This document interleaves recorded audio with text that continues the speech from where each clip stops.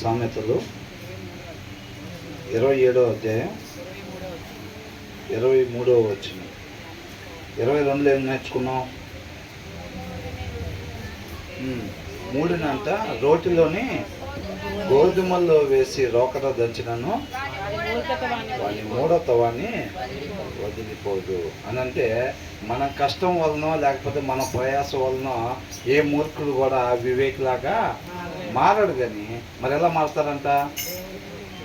దేవుని కృప వలన, ఆయన కృప వలనే ఒక మూర్ఖుడు వివేకిగా మారుతాడు. అంతేనండి.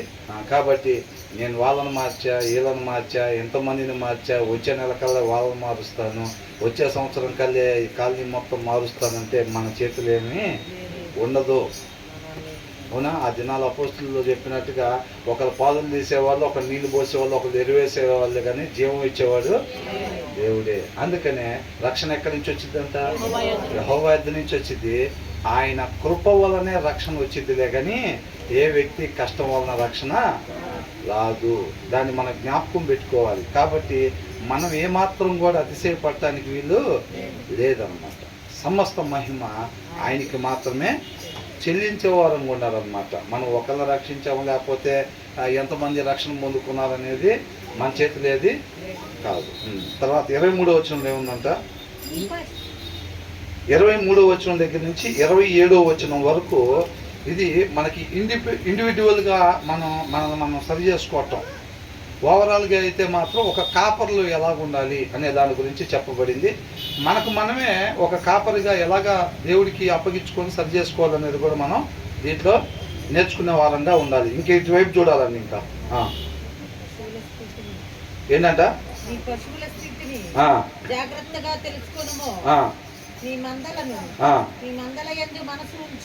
ఏం చేయాలంట? నీ పశువుల స్థితి జాగ్రత్తగా తెలుసుకున్నాము. అప్పట్లో ఏముందంటే ఇక్కడున్నానండి, ఇక్కడున్నాం. అయితే అంతకుముందు వాళ్ళు వ్యవసాయం చేసేవాళ్ళు, గొర్రెలు కాసేవాళ్ళు, వాళ్ళు ఏ పనులైతే చేసేవాళ్ళో ఆ పనుల్లో నుంచి సత్యాన్ని దేవుడు వాళ్ళకి తెలియపరిచేవాడు అనమాట.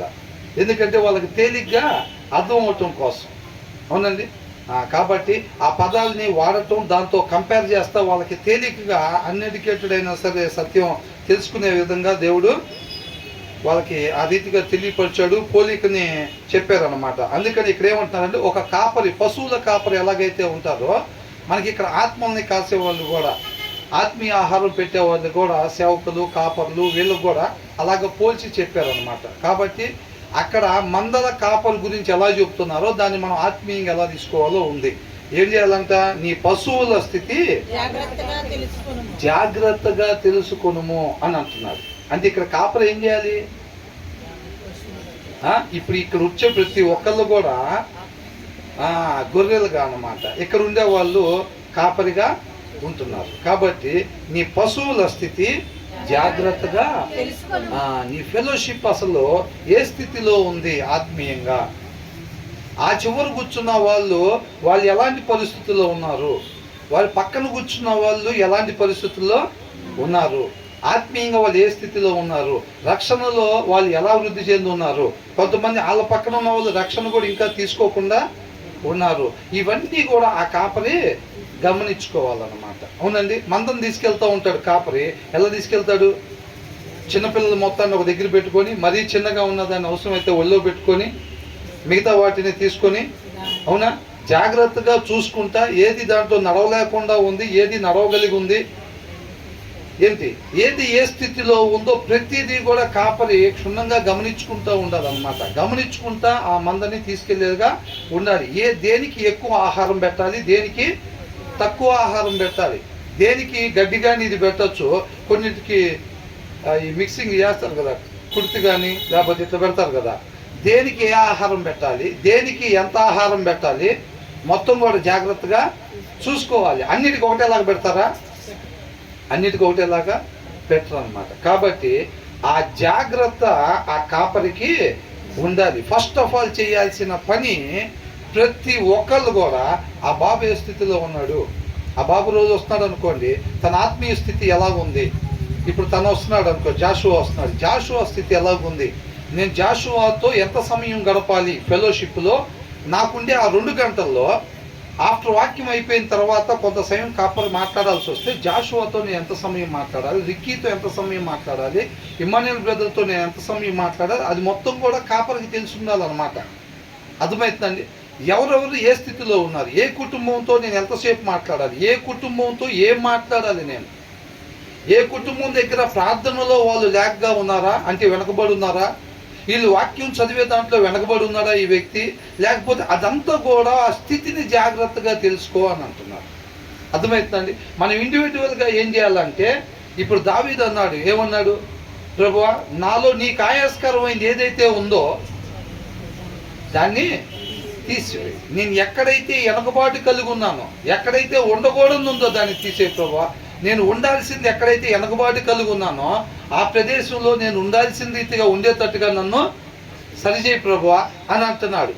అర్థమవుతుందండి? ఇండివిజువల్గా తన స్థితి చూసుకుంటున్నాడు అనమాట. ఆత్మీయంగా వాక్యం అనే అర్థంలో చూసుకుంటా నా స్థితి నేను ఎక్కడున్నానో ప్రభువా, ఉండాల్సిన రీతిగా నేను ఉంటున్నానో లేదో నన్ను చూసి సరిచేయి ప్రభువా అని అడుగుతున్నాడు. ఇండివిజువల్గా మనకు ఆ సరి చేసుకునే తత్వం ఉండాలి. అట్ ద సేమ్ టైం కాపరికి అనుకోండి, ప్రతి ఒక్కరి దగ్గర ఎవరు ప్రార్థనలో వెనుకబడి ఉంటున్నారు, ఎవరు వాక్యంలో వెనుకబడి ఉంటున్నారు, ఎవరు ఇప్పుడు ఇట్లా ఉంటున్నారు, ఇవన్నీ కూడా ఎరిగి ఉండాలన్నమాట. అర్థమవుతుందండి? కాపరు ఎలా ఉంటాడు? ఇప్పుడు మందం డైరెక్ట్గా తీసుకొచ్చేసి కాపరు అప్పుడు వచ్చేస్తే సరిపోయిద్దా? కాపరు ముందే ఆహారం అంతా సిద్ధపాటు చేసి ఉంచాలి. అవునా కదా? మందని ఇప్పుడు 5 గంటలకు తీసుకురావాలనుకోండి, కాపరు 4 గంటలకే లేచి చక్కగా కుడితేదంతా కలిపేసుకొని మళ్ళీ ఆహారం గడ్డిది మొత్తం కూడా గ్యాదర్ చేసుకొని వాటన్నిటిని తీసుకుని వస్తే తర్వాత ఎక్కడ ఉండాలి, వాటిని ఎక్కడ కట్టేయాలి, ఇది మొత్తం కూడా ముందే ప్లాన్ చేసుకోవాలి. అవునా? కాపరు మోకరించినప్పుడు ఇంటి దగ్గర ఏం చేయాలి? ఎవరెవరు ఏ స్థితిలో ఉన్నారు, ఎవరెవరు ఎక్కడున్నారు, ప్రభువా పలానావాడు వాక్యం చెప్పిన వెనకాల కూర్చున్న తర్వాత రావటం లేటుగా వస్తాడు. అవునా? చాలా విషయాలు, గొప్ప గొప్ప విషయాలు నువ్వు ఆయన ద్వారా పలికిస్తావులే, కానీ చాలా విషయాలు అట్లా వెనకబడి ఉంటాడు. వాటన్నింటిలో కొద్దిగా ఆయనకి నడిపించు ప్రభా, మంచి మాదిరి ఉండేటట్టుగా అది ఇది అని చెప్పి తన మోకరిచ్చినప్పుడు చెప్పాలా లేదా? ఇప్పుడు తర్వాత జాషువా విషయం వచ్చింది అనుకోండి. జాషువా ఎక్కడైతే ఇదిగా ఉన్నాడో వాటన్నిటిని కూడా ఎత్తిపట్టి కాపరి ఇంటి దగ్గర మోకరించినప్పుడు ప్రార్థన చేయాల్సిన బాధ్యత ఉన్నది. అర్థమవుతుందండి? అంటే కాపర్ వరకు వేయాలా, మేము అవసరం లేదండి, ఆ డ్యూటీ అయిందేనా అని అంటే కాదు. ఇండివిజువల్గా మనం కూడా ఇంటి దగ్గర మోకరించినప్పుడు మనం చెయ్యాలన్నమాట. అట్లాగా కాపరు ప్రతి ఒక్కరి గురించి ప్రభు ఆ కుటుంబం ఈ కుటుంబం ఎవరెవరు వస్తారో తెలుసా? ఇప్పుడు మందలో ఏ గొర్రె ఉంది అనేది తెలీదా? ఆ గొర్రెను చూస్తే నాదా కాదా తెలీదా? తెలిసిద్దా లేదా? అట్లాగా. కాబట్టి ప్రతి ఒక్కరి గురించి ఏదో నడిపామా వదిలిపెట్టామా అనేది కాకుండా ప్రతి ఒక్క పిల్లోడి దగ్గర నుంచి వృద్ధుల వరకు ప్రతి ఒక్కరి గురించి ఎవరెవరు ఆత్మీయంగా ఏ స్థితిలో ఉన్నారు, దేవుడికి ఎంత దూరంలో ఉన్నారు, ఎంత లోతులో ఆయనతో నాటబడి ఉన్నారు, వాళ్ళు ఆయనలో వారిలో క్రీస్తుని ఎంతగా కనపరుస్తున్నారు అనేది ప్రతి ఒక్కరు కూడా కాపరి క్షుణ్ణంగా గొర్రె గురించి తెలుసుకోవాలి. అర్థమవుతుందండి? కాబట్టి అందుకని ఏమంటున్నారు ఇక్కడ, నీ పశువుల స్థితి జాగ్రత్తగా తెలుసుకునము ఫస్ట్ ఆఫ్ ఆల్. తర్వాత ఇక్కడ ఏమంటున్నారు అంటే, know well the condition of your flocks. ప్రతి ఒక్క విశ్వాసి గురించి ఆ యొక్క ఆత్మీయ జీవితాల గురించి క్షుణ్ణంగా తెలుసుకోవాలి. ఒక కుటుంబంలో ఇప్పుడు భార్య భర్త ఇద్దరు పిల్లలు వస్తున్నారు అనుకోండి, ఓన్లీ ఆ భర్త గురించో లేకపోతే భార్య గురించో కానీ ప్రతి చిన్న పిల్లోడి దగ్గర నుంచి కూడా తన స్థితి ఎలా ఉందో జాగ్రత్తగా, ఆ చిన్నదే గొర్రె వదిలిపెట్టాను వదిలేస్తారా, చాలా జాగ్రత్తగా దాన్ని చూసుకుంటారు. కాబట్టి దాన్ని జాగ్రత్తగా తెలుసుకోవాలంట. And give attention to your hearts అని అంటున్నారు. గివ్ అటెన్షన్, ఎవరెవరికి ఏమి కావాలి దాన్ని అందించటానికి. అర్థమవుతుందండి? వాళ్ళలో ప్రార్థన కొద్దుగా ఉన్నట్టయితే కనుక మనం ఇంకా బాగా ప్రార్థన చేసుకోవాలమ్మా, ఇట్లాగా నువ్వు ప్రార్థనలో బాగా వెనకబడి ఉన్నావు అని కాకుండా ఏం చెప్తారు, మనం బాగా ప్రార్థన చేసుకోవాలి, మనం ఇలా ఉండాలి అలా ఉండాలన్న. కొంతమంది వాక్యం చదివే దగ్గర వెనకాల ఉంటున్నారు అనుకోండి, వాళ్ళ దగ్గర కాపరి వెళ్ళినప్పుడు ఏం చెప్పాలి, మన వాక్యం బాగా చదవాలి కదా, మనమే ఈ లోకానికి వెలుగు ఉప్పై ఉన్నాము. అవునా? మనలో సారం లేకపోతే మనం ఇతరులకి సారాన్ని అందించలేము అని చెప్పి వాళ్ళు మాట్లాడుతా ఎక్కడెక్కడ ఏది కొదువుగా ఉందో వాటన్నిటిని మనం ప్రస్తావించాలి, వారితో ఆ మాటలు చెప్పాలి. ఆ మాదిరి ఎవరి దగ్గర ఏది మాట్లాడుతున్నా కానీ ఆ మాదిరి మనలో కనబడాలి ఫస్ట్ ఆఫ్ ఆల్. తర్వాత మన ఇంటి దగ్గర వ్యక్తిగతంగా మోకరించినప్పుడు ప్రతి ఒక్కరి గురించి విజ్ఞాపన చేసేవారంగా ఉండాలి. అప్పుడు ఆ యొక్క ఫెలోషిప్లో కావచ్చు, ఆ ఇండివిజువల్గా మన జీవితాల్లో కావచ్చు, ఆ యొక్క దేవుని కార్యాలు మనం చూసేవారంగా ఉంటాము. అర్థమైందండి? ఇదంతా చాలా వర్క్ ఉండిద్ది అనమాట. కాబట్టి దానికి ఎవరెవరికి ఏం కావాలి ఇది మొత్తం కూడా మనం జాగ్రత్తగా తర్వాత గమనించుకొని మనం వారిని నడిపించే వారంగా ఉండాలి. తర్వాత ఏమంటున్నారు? ధనం శాశ్వతం కాదు. ఏంటంట? ఏం శాశ్వతం కాదంట? ఆ తర్వాత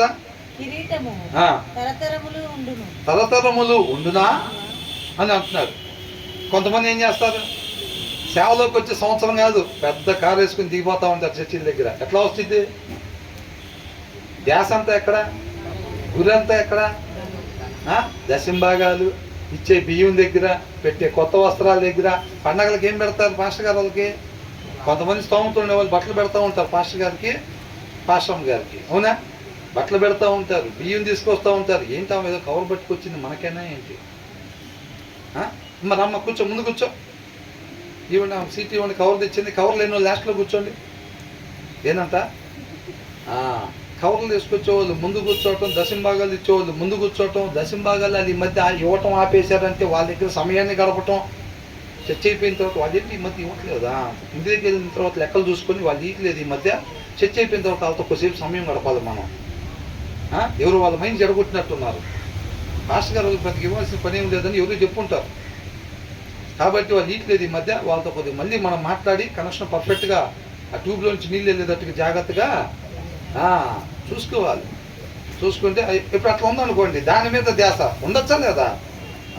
ఇప్పుడు రెండు వైపులా ధ్యాస ఉన్నది. ఒక్కొక్కరికి ఎట్లా ఆత్మీయంగా దేవుడు ఇచ్చాడు బలా నమ్మకమైన దాసుడా అని అనిపించుకోవాలని. కొంతమంది ఆ భయము వణుకు లోపల ఉంటే, కొంతమంది సమయాన్ని సద్వినియోగం చేసుకోవాలనుకుంటారు. ఎంతోమందికి లేని గొప్ప అవకాశం మనకు వచ్చింది. కాబట్టి ఏంటంత 6 నెలల్లో ఎవరు డెవలప్ అయ్యారో, బాగా పెద్ద చర్చి ఎవరు కట్టారో వాళ్ళని ఇన్స్పిరేషన్గా తీసుకొని మనం 4 నెలల్లోనే కట్టాలి అని అంటే ఏం చేయాలి మరి?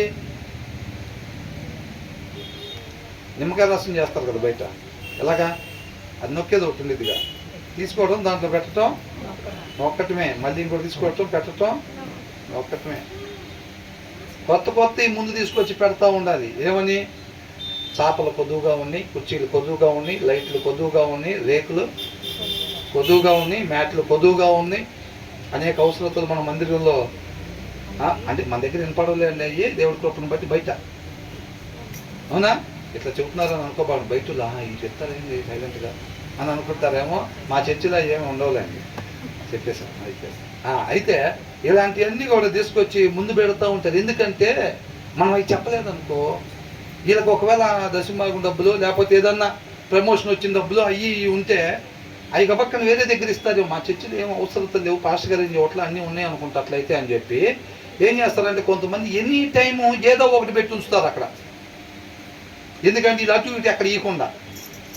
నేను లేజీగా ఉన్నాను అనుకో, నేను హుషారుగా లేననుకో, ఎవరో ఒక ఆయన చెప్తాడు వాళ్ళ ఇంటి పక్కన వాళ్ళు లేకపోతే వాళ్ళ ఇంటి పైన ఉంటారు కదా గ్రూప్ హౌస్లో, మా చర్చిలో ఇట్లా అవసరం ఉంది, బలం సరిపోలేదని అంటున్నారు అని చెప్పి వాళ్ళు మాట్లాడుకునేటప్పుడు చెప్తారు. అవునా? మన చర్చిలో ఏమైనా ఉందా? మన దగ్గర డబ్బులు ఉన్నాయి కదా, సేవకి ఇద్దాం అనుకున్నా ఎక్కడో దగ్గర మన చర్చిలో అని చెప్పారు పాస్టర్ గారు అంటే. పాస్టర్ గారు ఏం చెప్పుకున్నాడు? ఎందుకని? నేను డైరెక్ట్గా వెళ్తే ఏం చెప్పడం, హృదయాన్ని ప్రేరేపించి ఆయనతోనే చెప్తాడు. ప్రభా నీ పాదాలు చెంతొచ్చుకున్నాను, నీ చిత్తమైనప్పుడు నీ హృదయాలు వచ్చిన చొప్పున నడిపించి ప్రభా అని చెప్పి చేసుకుంటాడు. ఆయన ఎవరిని ప్రేరేపిస్తే వాళ్ళు ఆటోమేటిక్గా ఇస్తారు. ఈ పాస్టర్ గారు అట్లా కాదు కదా, కాబట్టి మన చర్చిలో ఏం చెప్పలేదు, మనం అక్కడ ఇచ్చేద్దాంలే, మరి పాప మనకి అవసరం ఉందంట అని అనుకుని ఏం చేస్తారు, అక్కడ ఇచ్చేస్తారేమో అని చెప్పి ఎనీ టైం ఏదో ఒకటి నోటీస్ బోర్డులో అంటించుండిద్ది అనమాట. పలానా అవసరత ఉంది అని చెప్పి ఉండిద్ది. ఎవరి దగ్గరికి డబ్బులు వచ్చినా సరే అవసరం దృష్టిలో పెట్టుకొని ఇచ్చేటట్టుగా. అర్థమవుతుందండి? అట్లాగా. అంతకుముందు ఒకసారి ఓ మీటింగ్లో మొన్న ఏదో యూట్యూబ్లో షార్ట్స్ చూస్తుంటే ఒక పెద్ద పాస్టర్ గారు, నేను మీ ఇంటికి వస్తే ఎంత ఇస్తారు కానుక అన్నారు మీటింగ్లో, పబ్లిక్ మీటింగ్లో. నేను మీ ఇంటికి వస్తే ఎంత ఇస్తారు కానుక? అమ్మో అయ్యగారు మీరా, ఇంత పెద్ద పాస్టర్ గారు రాష్ట్రంలోనే మీరు మా ఇంటికి వస్తే మేము పెద్ద కానుకలు ఇస్తాంగా అంటే, సరే నేను మీ ఇంటికి రాకపోయినా మీ ఊరు వచ్చా. ఏంటంట? నేను ఇంటికి రాకపోయినా మీ ఊరు వచ్చా, మీ ఇంటికి వచ్చాను అనుకోని మీ ఇంటికి వస్తే నాకు ఎంత కానుక ఇస్తారో రేపు వచ్చే వాళ్ళందరూ అంత కానుక తీసుకొని రండి అన్న. అర్థమైందండి? అంత కానుక తీసుకొని రండి. ఇదంతా పరిచయ కొరకే వాడదాం మనం, మన మీటింగ్ మనమే పెట్టుకున్నట్టుగా అదే అని చెప్పారనమాట. అవునా? మరి ఇట్లాంటివన్నీ ఏంటంటే నోటీస్ బోర్డులో ఏదో ఒకటి పెట్టి ఉంచుతారు, జనాన్ని ప్రేరేపించే ప్రయత్నం వీళ్ళే కొంతమందిని ప్రిపేర్ చేసి కొన్ని వీడియోలు చక్కగా ప్రిపేర్ చేసి తీసుకొచ్చి ఆ వీడియోలు మాకు ఒకప్పుడు తినడానికి లేదు, మేము ఇది చేసాం అది చేసాం, అయ్యగారికి ఇచ్చాం, స్పాన్సర్ చేసాం, లేకపోతే ఇంకోటి చేసాం, దాని తర్వాత మాకు ప్రమోషన్ వచ్చింది, దాని తర్వాత అది వచ్చింది, ఇది వచ్చింది, ఇదంతా దారి తప్పిపోతేనే చేయాలి ఆ సాహసం. అర్థమవుతుందండి? దారి తప్పిపోతేనే ఆ విషయాలు చెప్పాలి, అలాంటి వాళ్ళకి 1-2 సార్లు పిలిచి చెప్పించాలి. అర్థమవుతుందండి? ఇలాంటివన్నీ అనేక ఉంటాయి. వాటి గురించి ప్రస్తావిస్తున్నారు. ఏంటంటే ఇక్కడ ధనము శాశ్వతమా అని అంటున్నాడు. ధనము శాశ్వతం కాదు, సమయాన్ని సద్వినియోగం చేసుకోవాలని చెప్పి వాక్యం అనే బలం నీలో లేకుండా వాళ్ళని చూసి వాళ్ళు పెద్దది కట్టారు, నీకన్నా వెనకాల వచ్చి వీళ్ళు పెద్ద స్టేజీ కట్టారు, ఆయన పెద్ద కారులో వచ్చాడు, బాల్ షూట్ చేస్తున్నాడు అని చెప్పి నువ్వు అట్లాంటివి కానీ పెట్టుకున్నావు అంటే ధనం శాశ్వతం కాదు, కొంతకాలం ఉండదు, పోయేదే. తర్వాత ఏమంటున్నారు? తరతరములు ఉండినా మా అబ్బాయికి నేను చేసి పెట్టకపోతే రేపు పోయేటప్పుడు పెద్ద దాంట్లో హల్లెలూయా అని చెప్పి పెద్ద స్టేజీలో జేబీఎల్ బాక్సుల్లో మా అబ్బాయి పలికేదాకా నేను మైక్ అట్లా అందించి పోవాలి. ఏంటంట అబ్బాయికి ఎట్లా అందించాలి? ఏం లేకుండా వచ్చాడు, ఏం చెట్టు కింద స్టార్ట్ చేశారు, ఎవరో పెద్దవాడి పాపం ముందు వెనకాల ఎవరు లేకపోతే ఆ ఉన్న సెంటున్నర వెనక ఇచ్చింది. బయట జరిగేది అంతే కదండి. పాస్టర్ గారు ఎట్లా వస్తారు? ఫస్ట్ వస్తారు, అందరు కాదులేండి, కొంతమంది అట్లా వస్తారు. తర్వాత నిదానంగా ఏమైంది, ఎవరో వచ్చి పాపం తాటాకులు నేను ఇస్తానయ్యా, కొద్దిగా అది ఉంటే నాకు తాటాకులు వేసుకోపోయావు అంటారు. అట్లా చిన్నగా వచ్చింది. ఆయన తర్వాత ఏంది, వ్యక్తిగతంగా ఆయనకి దేవునితో సహవాసం లేదనుకోండి, ఏం చెప్పాలి అసలు ఎల్లుండి చెప్పాలి, సాయంత్రం చెప్పాలి, ఏం చెప్పాలి అని చూసుకుంటున్నాడులే కానీ ఎంతకాడికి. అవునా? ఆయనకి వ్యక్తిగతంగా దేవునితో సహవాసం లేదనుకోండి, లేకపోతే ఏమైంది, ఆలీలు pastors early morning pastors meeting అనగానే వెళ్ళిపోతాడు. ఆయన పెద్ద కారులో వస్తాడు, ఏం చూస్తే ఇంకెత్తగా ఉంటాడు. ఇక డిసైడ్ అయిపోతాడు, మనం కూడా కారు కొనాలి, స్టేజీ కట్టాలి, లేదా పెద్ద చర్చి అబ్బాయికి ఇచ్చేయాలి వెళ్ళేటప్పుడు, అవన్నీ పెట్టుకుంటారు. పెట్టుకున్నప్పుడు ఏమైంది, ఇంకా గురి మారిపోయింది, ఆల్రెడీ గురి మారిపోయింది. మరి పెద్ద చర్చి అంటే ఓపెనే వచ్చేసిద్దా? మరి ఏం చేయాలి? ఎట్లా మోటివేషన్ చేయాలి? ఎట్లాంటి వాక్యాలు తీసుకొచ్చి చెప్పాలి ఇక్కడ? అవునా కదా? కాబట్టి ఇక అన్ని వాక్యాంశాలు ఎన్నుకునేవి కానీ, నేర్చుకునేవి కానీ, చెప్పేవి కానీ మొత్తం ఇక అయ్యే ఉంటే దారుబారుగా. కాబట్టి ఈ కిరీటం తరతరములు ఉండునా, నా ప్రాణమా తిను తాగు సుఖించన్నాడు. సుఖించాడా? ఏమీ సుఖించలా. అవునా? సమూయేలు పరిస్థితి ఏంటి? సమూయేలు గొప్ప ప్రవక్తనా కదా, వాళ్ళ పిల్లల పరిస్థితి ఏంటి?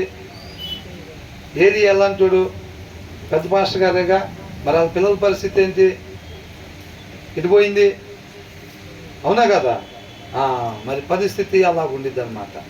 ఆయన కృపను బట్టి ఒకవేళ పిల్లోడికి కూడా ఆ పని అప్పగిస్తే నమ్మకంగా పనిచేయాలి. అవునా కదా? ఇప్పుడు అనుకున్నది విశ్వాసుల కన్నా పెద్ద పని కాపరుకుంటుంది, కష్టపడాలి ఎక్కువ. అవునా కదా? అంటే పెద్ద పనుడు అని ఒక రకంగా ఏంటంట, పెద్ద పనుడు అన్నట్టుగా బిగ్ సర్వెంట్ అన్న. అవునా కదా? కాబట్టి పిల్లోడికి ఒకవేళ అది అప్పగిస్తే చేస్తాడు, లేకపోతే పిల్లోడికి వేరేది అప్పగిచ్చాడు అనుకోండి, ఆయన ఏది అప్పగిస్తే అదే. ఒకవేళ వచ్చేటప్పుడు చెట్టు కింద వచ్చాము, స్టార్ట్ చేసాము, ముగ్గురిని పెట్టుకొని స్టార్ట్ చేసాము, చెప్తాం. అదే చెట్టు కింద మనం రిటైర్మెంట్ అయిపోయాము అనుకోండి, ఏంటి ప్రాబ్లం ఏమన్నా? మీ దేవుడిలో శక్తి లేదు, అందుకే నువ్వు ఎదగలేకపోయావు, అభివృద్ధి చెందలేకపోయావు. ఆత్మీయంగా అభివృద్ధి చెందేది కంటికి కనబడిద్దా? లోక సంబంధమైన ఎదుగుదల కూడా ఉండాలా? అవసరం లేదుగా.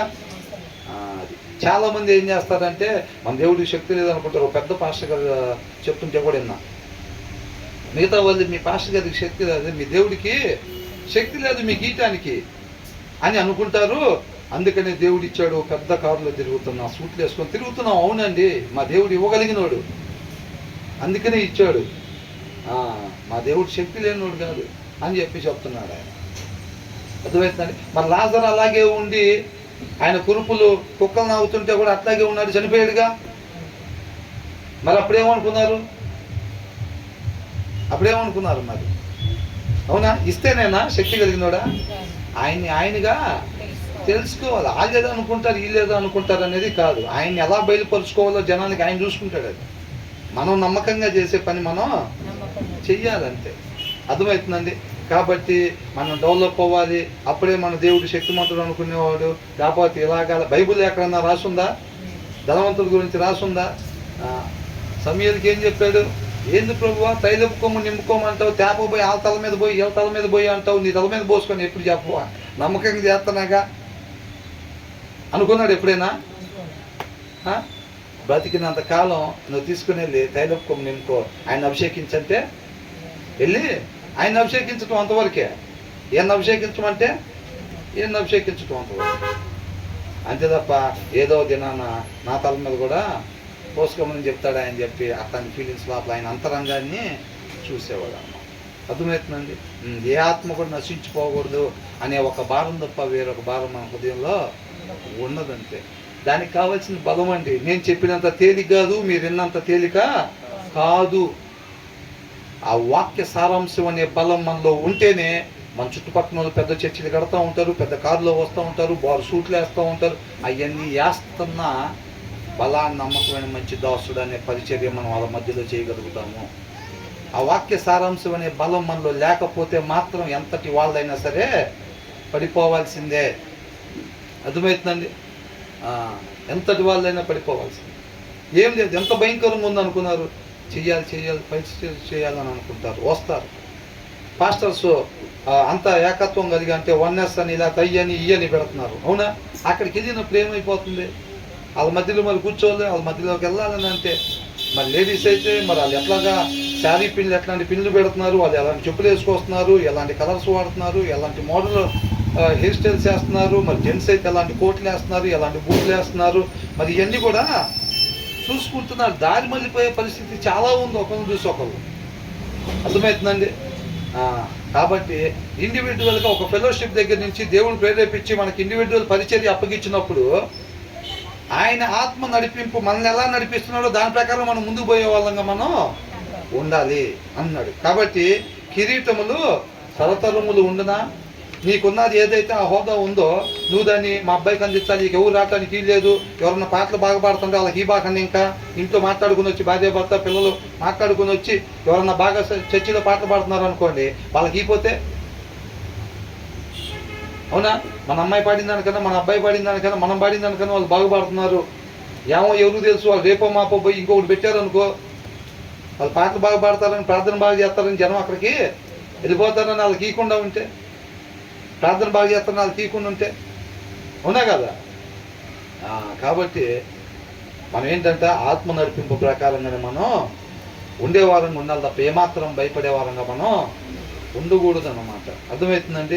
నమ్మకంగా ఆయన ఎప్పటి వరకు ఉంచేటప్పటి వరకు మనం ఉండాలంటే. కాబట్టి తర్వాత మా అబ్బాయి ఉండాలి, తర్వాత మా అమ్మాయి ఉండాలి, తర్వాత మా అమ్మాయి వాళ్ళ అబ్బాయి ఉండాలి, తర్వాత వాళ్ళు ఉండాలి, వీళ్ళు ఉండాలి అనేది కాదు. ఈ లోకంలో చూస్తున్నారా లేదా? అవునా? లోకంలో జరుగుతుందా లేదండి? అది ఎట్లా వచ్చిన వాళ్ళు ఎలాగ మారిపోతున్నారు తర్వాత. నేను ఒకసారి ఒక దగ్గర ట్యూషన్కి వెళ్తే ఓ పెద్ద పాస్టర్ గారండి, ఆయన అప్పుడు చిన్నపిల్లోడు అంట. నేను ఆ ఊర్లోకి వెళ్ళి ఇట్లాగే నా జాబ్ పర్పస్ నేను అక్కడికి వెళ్తే ఇప్పుడు పెద్ద పాస్టర్ గారు ఆయన ఇంట్లో అటు ఇటు తిరుగుతూ ఉండేవాడు అంట. చిన్న ప్రార్థన అంటే ఎక్కడన్నా వచ్చే పరిస్థితి. తర్వాత ఆమె చెప్తుంది, ఇవాళ ఆయన మా ఇంటికి రావాలంటే ఇది 10,000 ఇవ్వగలుగుతారా లేదా చూసుకొని వాళ్ళు ఇవ్వగలుగుతారంటేనే వాళ్ళ ఇంటికి వెళ్ళే పరిస్థితి అంట. అర్థమవుతుందండి? ఆ పాస్టర్ గారు ఒకళ్ళ ఇంటికి వెళ్ళాలంటే ఎంత ఇవ్వాలంట?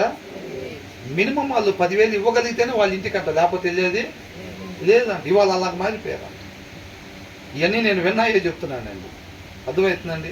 అలా కాబట్టి తర్వాత వాళ్ళు రెడీ అవ్వటం, వాళ్ళు ఎవరన్నా పార్టీ ఎంత పెద్ద మీటింగ్స్ పెడుతున్నారు. ఎంత పెద్ద మీటింగ్స్ పెట్టినా ఫెలోషిప్లో బాగా పాడేవాళ్ళు ఎవరి చేత కొయ్యలు పెట్టి పాడించవచ్చు కదండి. వాళ్ళు ఎంత చిన్న పిల్లలైనా సరే వాళ్ళకే తీసుకొచ్చి ఎంత పెద్ద మీటింగ్లు అయినా సరే వాళ్ళకి ఇటమే ఆ పిల్లలందరూ పట్టుకుని మైకులో పాటలు పాడతాం కానీ ఇప్పుడు ఇవన్నీ చేసుకుంటూ ఉంటారు. అంటే ఆలోచన ఏంటి? తర్వాత ఏదైనా ఉంటే మామూలు మైకులు పట్టుకుని పాడాలి. తర్వాత మేము ఒకవేళ నడవలేకపోతే స్టేజీలు ఎక్కలేకపోయినా సరే ఆడ కూర్చొని చూసినా మా పిల్లలు ఇక్కడ నడిపేటట్టుకు ఉండాలి తప్ప వేరే వాళ్ళు ఇక్కడ నడపడానికి వీల్లేదు. అలాంటి ఆలోచనలేమి అది వాక్యానుసారం కాదు. ఒకవేళ నీ పిల్లోడికి దేవుడు ఆలోచన కలిగి ఉంటే ఇస్తాడు. అవునా కదా? ఇస్తాడు. ఒకవేళ ఆలోచన లేకపోయినా మనం సబ్మిట్ చేసుకునే వారంగా ఉండాలి. అంతే తప్ప అలాంటి ఆలోచనలు ఏమాత్రం కూడా మనలోకి జరగకుండా చూసుకోవాలన్నమాట. ఎక్కడున్నా సరే నమ్మకంగా మన పిల్లల్ని కావచ్చు, మనల్ని కావచ్చు, ఇండివిజువల్గా దేవుడు ఏ పని చెప్తాడో ఆ పని చేసినప్పుడు ఆయన ఆనందపడేవాడు ఉంటాడు. మనకు నచ్చిన పని, ప్రభు పలానా పని ప్రభు నమ్మకంగా చేస్తా, నెంబర్ 1గా చేస్తా, నీ నామాన్ని గొప్పగా మహింపరుస్తా అనేది కాదు. వితౌట్ కండిషన్స్ మనం సబ్మిట్ చేసుకోవాలి. ఆయన ఏ పని చెప్తే ఆ పని. గెస్టెడ్ ఆఫీసర్ అంట, ఏం చెప్పారు ఆయనకి? వాష్రూమ్స్ ఇంకా అరగంట టైం ఉంది, జనం వచ్చే లోపలే వాష్రూమ్స్ ఒక 20 ఉన్నాయి, మొత్తం క్లీన్ చేసేయమని చెప్పారంట. గెస్టెడ్ ఆఫీసర్ ఆ చర్చికి మెంబర్గా వస్తే అర్థమైందండి. సంవత్సరం తర్వాత ప్రమోషన్ ఇచ్చారంట. ఎక్కడికి? చెప్పుల స్టాండ్ దగ్గరికి. అర్థమవుతుందండి. కాబట్టి మనం ఆయనగా తెలుసుకునే వారంగా ఉండాలి. అదే అంటున్నారు. తర్వాత ఏమంటున్నారు? ఎండిన గడ్డి వామి వేయబడును, పచ్చిక కనబడుచున్నది, కొండగడ్డి ఏరబడి ఉన్నది. ఏంటంటే ఎండిన గడ్డి వామి వేయబడిను, పచ్చిక కనబడుచున్నది, కొండగడ్డి ఏరబడి ఉన్నది. కాబట్టి మనం ఏమనుకుంటే, ఇప్పుడు జనరల్ గా కాపర్ ఏమనుకుంటానండి, ఇప్పుడు కాపరే నువ్వు శ్రద్ధ అది ఏ స్థితిలో ఉన్నాయో ఫస్ట్ నీ మందును చూడు, వాడికి అటెన్షన్ కలిగించు. అర్థమవుతుందండి. నువ్వు కమర్షియల్గా మేపబాక, ఇది ఇన్ని కేజీలు అయింది, అవునా? కొంతమంది ఏం చేస్తారు, ఇది వచ్చింది, ఇది రేపు అమ్మచ్చిక, ఇది ఇన్ని కేజీలు అయింది. వ్యాపారం కోసమే మేత వేస్తూ ఉంటారు, అవునా కదా? వ్యాపారం కోసమే మేత, లాభం లాభం లాభం దాన్ని చూసుకొని కమర్షియల్గా చూస్తూ ఉంటారు అన్నమాట. కొంతమంది ఫెలోషిప్స్లో కూడా ఇప్పుడు దాకా మాట్లాడుకుంది అదేగా, కమర్షియల్లో టార్గెట్లు పెట్టుకొని ఒకసారి ఒక మీటింగ్కి ఒక దగ్గర మీటింగ్స్ పెడుతున్నారు. 3 రోజులు పాస్టర్ గారు వాళ్ళు కావాలి, ముగ్గురు పాస్టర్ గారు కావాలైతే మా ఇంటి దగ్గర పైన ఉండేవాళ్ళు ఎవరో చెప్పారు, ఏమండి వీళ్ళు కూడా క్రిస్టియన్స్ చర్చికి పోతారు, వీళ్ళ కూడా ఎవరో ఒకరైతే పాస్టర్ గారు తెలిసి ఉంటారేమో, వాళ్ళని కనుక్కోండి అంటే వాళ్ళు వచ్చి అడిగితే చెప్పారు, పలానా వాళ్ళండి నాకు పెద్దగా తెలియదు, కావాలని తీసుకెళ్ళి పరిచయం చేస్తాను, తర్వాత మీరు మాట్లాడుకోవటమేనండి నాకు తెలియదు అని చెప్పా.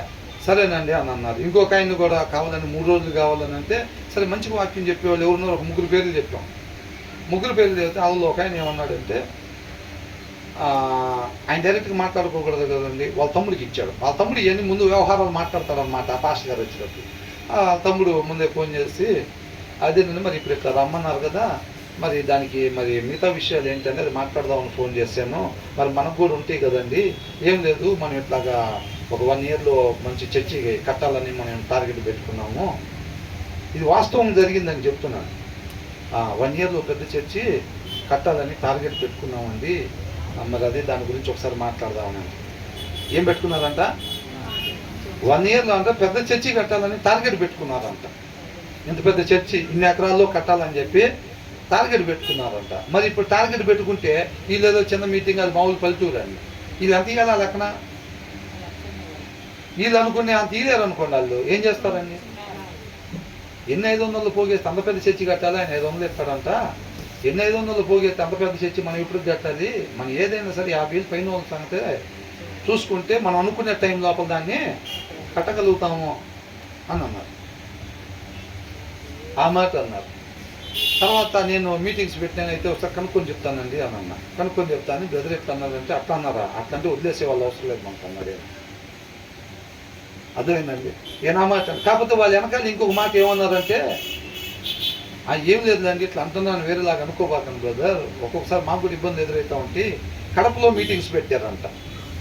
ఇక్కడ విజయవాడ పాస్టర్ గారు కడపలో మీటింగ్స్ పెట్టి ఇక్కడి నుంచి కడప పాస్టర్ గారిని పిలిచారంట మీటింగ్ అయిపోయిందంట. వాళ్ళు ఇచ్చిన డబ్బులు ఇలా పెట్రోల్ కూడా సరిపోలేదంట. ఇలా మా పెట్రోల్ కూడా సరిపోలేదండి. అసలు మేము అంత దూరం వెళ్ళాము, ఇప్పుడు వెళ్ళిన 4 చోట్ల అట్లా జరిగింది అనుకోండి, ఇప్పుడు మేమైనా సరే అంత అప్పులు పాలవుతాం కదా పరిస్థితి. దాని గురించి తెలుసుకుందామని కొన్ని చోట్ల ఇబ్బంది పడ్డామండి, అందుకని వేరే రకంగా అనుకోబాకండి అని అన్నారు. వాళ్ళు రకరకాలుగా పరిస్థితులు ఉంటున్నాయి అన్నమాట. కాబట్టి కమర్షియల్గా డబ్బుల కోసం సంఘాలు నడిపేటప్పుడుగా వచ్చింది ఇక్కడి కొంతకాలం ఉండిపోయే వాటిని దేన్నో చూసి దారి తప్పిపోబాకండి అని ఆయన కృపను బట్టి ముందుగానే మనకి తెలియపరుస్తున్నారు అన్నమాట విషయాలు. అర్థమవుతుందండి. ఆ మీటింగ్స్ పెట్టినది కూడా తక్కువేం కాదులే అండి. సరే ఇప్పుడు దేవుడి కృపను బట్టి ఆ ముగ్గురినే వాళ్ళు పిలిచారు. ఆడ పోయిన తర్వాత ఏమైంది అనుకుంటున్నారు, అక్కడి నుంచి బౌన్సర్లు వస్తున్నారు అటు ఇటు. అటు ఇటు బౌన్సర్లో బ్లాక్ డ్రెస్ వేసుకుని పాస్టర్ గారు స్టేజీ మీదకి వచ్చేటప్పటికే అక్కడ కారు దిగిన దగ్గర నుంచి స్టేజీ దాకా అందరూ బౌన్సర్లు వస్తారంట. మీరు అప్పుడే రాకూడదండి, మేము పిలుస్తాం, మీరు పిలిచినప్పుడు రావాలన్న పాస్టర్ గారు ఒకవేళ ముందే వచ్చి స్టేజీ మీద కూర్చోటానికి లేదండి. మీరు అట్లా మామూలుగా వచ్చేస్తే చిన్న పాస్టర్ గారిని తెచ్చారు ఎక్కడి నుంచో, మనం ఇచ్చిన కానుకలన్నీ ఏమైపోయినాయని అనుకుంటారు. కాబట్టి కొద్దిగా ఏమనుకోకుండా మా ఇంట్లో కూర్చోండి, మేము పిలుస్తాము, నేను చెప్పినప్పుడు మీకు ఫోన్ చేసినప్పుడు మీరు ఇంట్లో నుంచి బయటకు వస్తే అక్కడి నుంచి బౌన్సర్లు తీసుకొస్తారు, స్టేజీ వెనకాల తపాసులు పెరుగుతున్నారు. అర్థమైందండి? వాళ్ళు అట్లా అనుకుంటున్నారు. నాకు పక్కన భయం స్టార్ట్ అయింది. దానిలో ఒక ఆయన అవన్నీ చూసుకునేవాడిని కాదు, మామూలు షర్ట్ వేసుకుని వచ్చేసాడు. రావటం దూరం నుంచి వచ్చినా మామూలు షర్ట్ వేసుకుని వచ్చాడు. నాకు భయం కొడుతుంది. వాళ్ళేమో ఏమో రిఫర్ చేశారంటారు, ఏమేమో మరి సూట్ కూడా వేసుకోకుండా మామూలు షర్ట్ వేసుకొచ్చాడు. ఏం చెప్పాలో నాకు ఎట్లా చెప్పాలో నాకేం అర్థం అవ్వాల. వాళ్ళేమో బౌన్సర్లతో అటు ఇటు బౌన్సర్లు పెట్టి తీసుకెళ్తున్నారు, వెనకాల టపాసులు బేల్చారు, ఆయన సూట్ కేసు ఒకరు పట్టుకుని రావాలి. అట్లా కాకుండా అట్లేం అవసరం లేదు, నేను మామూలు నడుచుకుంటూ వచ్చేస్తాను, నా బ్యాగ్ నేను పట్టుకుని వస్తాను, అక్కడిక్కడ ఏం కూర్చోను, నేను వచ్చి అక్కడ కూర్చుంటానండి, వాతావరణం నాకు అర్థమైంది కదా. మీరు అట్లా రాకూడదండి, ఏదో చిన్న పాస్టర్ని తెచ్చాము అనుకుంటారు. మీటింగ్స్కి చాలా డబ్బులు వసూలు చేసాం. ఏం చేశారంట? మీటింగ్స్కి చాలా డబ్బులు వసూలు చేసాము, ఎవరిని మాట్లాడుకొచ్చి చిన్న పాస్టర్ని తీసుకొచ్చారు, 3 రోజులు అని అనుకుంటారు సార్, అర్థం చేసుకోండి అని అంటున్నాడు. ఏమన్నా అవన్నీ నాకు తెలియదు, నేనైతే మాత్రం వచ్చి అక్కడ కూర్చుంటేనే నాకు కొంత అట్మాస్ఫియర్ నేను అలవాటు పడతాను, దాన్ని బట్టి నేను ఫ్రీగా ఏదైతే చెప్పాలనుకున్నా నేను అది చెప్పగలుగుతానండి అని చెప్పాడు ఆయన. సరేగా వచ్చేసేయండి అన్నారు. ఆయన వచ్చి స్టేజ్ మీద కూర్చున్నాడు డైరెక్ట్గా. నేను అనుకున్న మరి తర్వాత ఏమైందో మరి ఏమో మరి మనకు తెలియదు, వ్యవహారం అయితే జరిగిన విషయం అది. అట్లా కూడా ఉండిద్దా లేదండి? కమర్షియల్గా ఆయన తర్వాత మీటింగ్ అయిన తర్వాత ఏమైంది అనుకున్నారు? మీటింగ్లు అయిపోయినాయి, ఒక స్థలం కాగితాలు పట్టుకొచ్చాడు. ఏందనంటే ఈ స్థలం కాగితాలు పెట్టుకొని ఒక 10,000 డబ్బులు ఏమని ఇప్పిస్తారా అన్నాడు. దేనికి బ్రదర్ అని అంటే మీటింగ్స్ వాళ్ళకి కట్టాలండి అని అన్నాడు. మీటింగ్స్ వాళ్ళకి కట్టాలని అంటే ఆ పాస్టర్ గారు అన్నారు, ఇదంతా బ్రదర్ తర్వాత సంగతి అది అయిపోయింది, సరే వెళ్ళిపోయారు. ఆ పాస్టర్ గారు ఎన్ని ఊరు పెట్టమన్నారండి అప్పు చేసి అంత మీటింగ్లు, ప్రతి సంవత్సరం అప్పులు చేసి మీటింగ్లు పెట్టి చాలామంది అట్లా అప్పులు ఎవరు పెట్టమన్నారు వీళ్ళని పేరు కోసం. ఆ పక్క సంఘం వాళ్ళు ఎవరు పెడతాడు పెద్ద మీటింగ్లు సంవత్సరానికి ఒకసారి, మనం 2 మీటింగ్లు పెట్టాలి పెద్దవి అని చెప్పి స్థలం కాగితాలు తీసుకొచ్చి అంటే 10,000 తెప్పించండి, ఆ మీటింగ్లో వాళ్ళకి సౌండ్ బాక్స్లో వాళ్ళకి డబ్బులు కట్టాలనుకున్నాను. చూసారా? మరి ఎందుకని? ఆ ఏరియాలో ఒక 6-7 చర్చీలు ఉంటాయి, మరి వాళ్ళు ఎవరో ఒక ఆయన తీసుకొచ్చి పెట్టారు మీటింగ్లు, మరి ఇది పెట్టకపోతే అర్థమైందండి? అటు సైడ్ మనకి గుడివాడ రోడ్లో మీటింగ్లు జరిగినాయి. ఆ మీటింగ్కి ఒక ఆయన వచ్చాడు. ఆయన వచ్చి పాస్టర్ గారు ఎక్కడి నుంచి వచ్చి కనుక్కున్నారు, హైదరాబాద్ నుంచి వచ్చారండి, అటు నుంచి ఇటు నుంచి వచ్చారండి, ఫోన్ నెంబర్లు ఇవ్వండి కొద్దిగా తీసుకొని కరెక్ట్గా అక్కడి నుంచి 10 రోజుల్లో కంకిపాడులో పోస్టర్లు వేసారండి. మళ్ళీ అదే పాస్టర్ గారు వాళ్ళని ఇక్కడ పెట్టి అట్లాగనమాట. కాబట్టి కమర్షియల్గా ఉండటం కాదండి, మనం ఎదగాలి, వాళ్ళకి సరిగ్గా పరిచర్య చేయటం రాలేదు, వాళ్ళకి ఆత్మ నడిపింపు లేదు, దేవుడు అభిషేకం లేదు, అందుకని వాళ్ళు అక్కడే ఉండిపోయారు. వాళ్ళు ఇంకా ఆ చెట్ల కిందే ఉన్నారు, ఆ రేకుల్లోనే ఉండిపోయారు, వాళ్ళ పాకల్లోనే ఉండిపోయారు.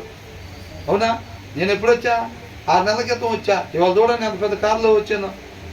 దేవుడు ఆశీర్వాదం లేకుండా వస్తాయా ఇవన్నీ అని చెప్తున్నారు. అవునా కదండి? ఇవాళ జనం ఏం చూసుకుంటున్నారు? క్రిస్టియన్స్ మీరు చర్చికి వెళ్తారంటే అవునండి. ఏ చర్చి? ఆ సెంటర్లో పెద్ద చర్చి ఉంది కదా, ఆ విశ్వాసం మామూలు అనుకుంటున్నారా? ఇది మీ ఇంట్లో ఉంటుంది, మీ ఇంట్లో రెంటుకుంటుంది, ఏదో అల్లా తప్ప క్రిస్టియన్స్ అనుకుంటున్నారా? విజయవాడ సిటీలో పెద్ద church, centre of the city 100 కోట్లు పెట్టి కట్టిన చర్చిలో విశ్వాసులు మేము మామూలు కాదు, ఏదైనా వండితే పంపించండి. అప్పుడు ఏంటంట పెద్ద విశ్వాసులు. ఇక్కడ చెట్టు కింద జరిగింది కదండి ఒక దగ్గర, అక్కడ 8 మంది కూర్చొని ఉంటారు, మేము అక్కడికి వెళ్తామని నేను చెబుతారా? నిజంగా అక్కడికి వెళ్తానా? చర్చికి వెళ్తారా అంటే అవునండి. ఎక్కడంటే ఎక్కడో దగ్గర అండి, మేమంతా ఒకటే ఎక్కడ వెళ్ళినా. ఆ టైంలో ఎక్కడ ఉంటే అక్కడండి. మేము ఒకసారి మా సిస్టర్ వాళ్ళు గుంటూరు వెళ్తే అక్కడ వెళ్తాము, లేదా విజయవాడ ఉన్నప్పుడు ఒక దగ్గర అక్కడికి వెళ్తూ ఉంటామండి అని అంటారు. లేకపోతే పలానా దగ్గర అని చెప్తున్నారా? ఇష్టపడతలా ఎవరు? మేము పలానా పెద్ద చర్చి అని చెప్పుకోవాలి. అట్లాగ అయిపోయింది పరిస్థితి. బయట చర్చిని ప్లేసులు సాగతల్లా, కానీ ఇంకా లోకంలో అంతా చీకటే నడుస్తుంది. ఎందుకని? ఎప్పుడు రాసిన బైబిల్ ఇప్పుడు కూడా మన కంటి ముందు కనపడతలేదండి ఇవన్నీ.